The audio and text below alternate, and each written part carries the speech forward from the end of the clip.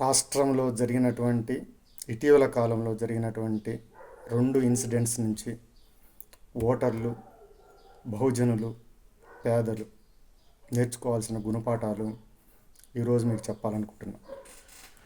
సరే, ఒకటి ఖమ్మంలో జరిగినటువంటి భూదాన్ భూములలో కూల్చివేతలు, రెండోది నాగర్ కర్నూలు జిల్లాలో 2 నెలల పసిపాపను కాలుతో తన్ని వారి ఆధిపత్యాన్ని చలాయించుకునేటువంటి విషయం.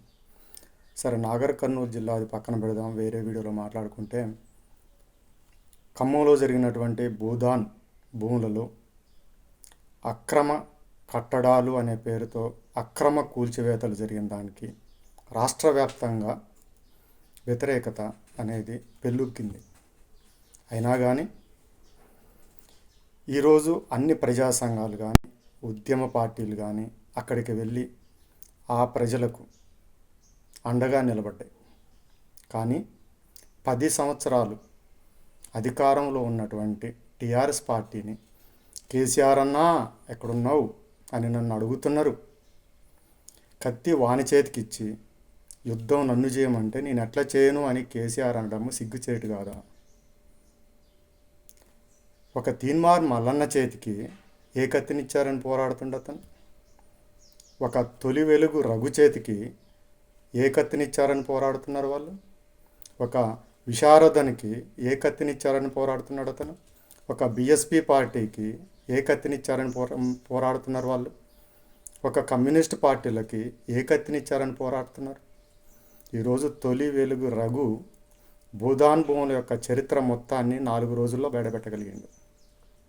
అటువంటిది 10 సంవత్సరాల అధికారంలో ఉన్న టీఆర్ఎస్ పార్టీ ఆ భూదాన్ భూములేంటి, వాటి చరిత్ర ఏంటి, అవి కూల్చివేయదగ్గవా కూల్చివేయకూడదా అనే విషయం పట్ల ఇప్పటి వరకు కూడా ఒక స్పష్టతనైతే ఇవ్వలేదే. ఒక్కటే మాట వాళ్ళు అనేది ఏంటి, మాకు ఓటే లేదు కాబట్టి మేమేం చెయ్యం. కేటీఆర్ ఖమ్మం పర్యటన చేశాడు, వాళ్ళని పరామర్శించాడు. ఆయన అన్న డైలాగ్ ఏంటి, మన గవర్నమెంట్ వచ్చిన తర్వాత, ఇక్కడ పర్టికులర్గా మన గవర్నమెంట్ వచ్చిన తర్వాత మీకు అదే స్థానంలో ఇండ్లు కట్టిస్తా. అంటే ఏంటి అని అంటే, మీకు న్యాయం చేయాలి అని అంటే ఖచ్చితంగా మీరు మాకు ఓట్లేసి మమ్మల్ని గెలిపించి మాకు అధికారాన్ని ఇవ్వండి, అప్పుడు మాత్రమే మీకు మేము సహకరిస్తాము. అలా మాట్లాడే కదా కాంగ్రెస్ అధికారంలోకి వచ్చింది. పొంగులేటి శ్రీనివాసరెడ్డి గెలవక ముందు క్యాంపు కార్యాలయాలు పెట్టాడు. ప్రతి మండలానికి ఒకటి, నియోజకవర్గానికి ఒకటి అని పెట్టిండు. ఏదో మొత్తం సమస్యలు ఉన్న వాళ్ళందరూ నా దగ్గరికి రండి, నేను పరిష్కరిస్తా అని పెట్టిండు. అందరూ పొలోమని సమస్యలు తీసుకుని పోయారు.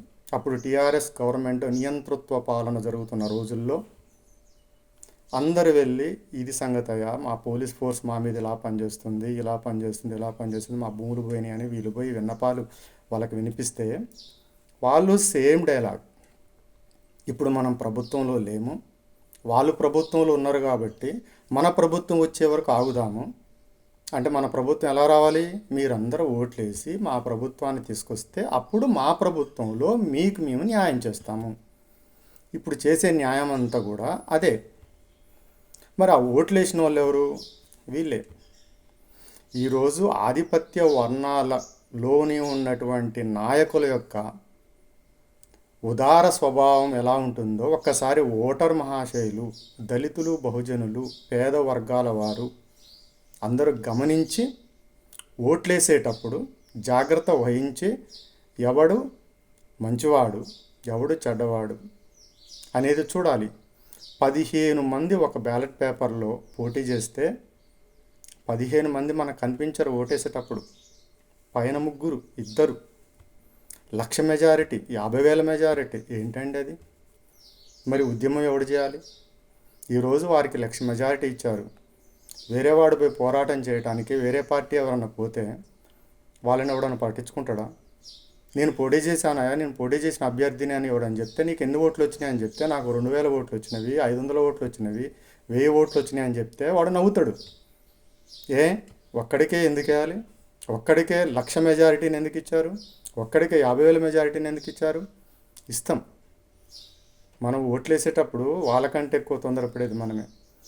ఈ కష్టాలన్నీ వచ్చినప్పుడు మాత్రము మీకు అండగా ఉండాల్సింది మాత్రము ఉద్యమ సంఘాలు, ఉద్యమ పార్టీలు, జర్నలిస్టు సంఘాలు ప్రాణాల ప్రాణాలకు కేసులకు ఎదురొడ్డి మరీ వీళ్ళు పోరాడుతుంటే 10 సంవత్సరాల అధికారంలో ఉండేటువంటి 10 సంవత్సరాల అధికారం అనుభవించినటువంటి టీఆర్ఎస్ పార్టీ మాత్రము చక్కగా ఒక్క ప్రయత్నం కూడా చేయకుండా అది నిమ్మకు నీరెత్తినట్టు కూర్చున్నది. ఎందుకో తెలుసా? కాంగ్రెస్ పార్టీ నచ్చుతూనేమో కాంగ్రెస్ పార్టీ వాళ్ళు అధికారాన్ని వెళ్తారు, రాజ్యాన్ని వెళ్తారు. కాంగ్రెస్ పార్టీ మీద విరక్తి పుడితే మాకు ఓట్లు వేస్తారు, మేము అధికారంలోకి వస్తాము. అంతే తప్ప ఆల్టర్నేటివ్ అనేది ప్రజలకు ఇవ్వద్దు. ప్రజలకు ఇప్పుడు కాంగ్రెస్ పార్టీలో మేము న్యాయం చేస్తే కాంగ్రెస్ పార్టీ కొనసాగుతుంది.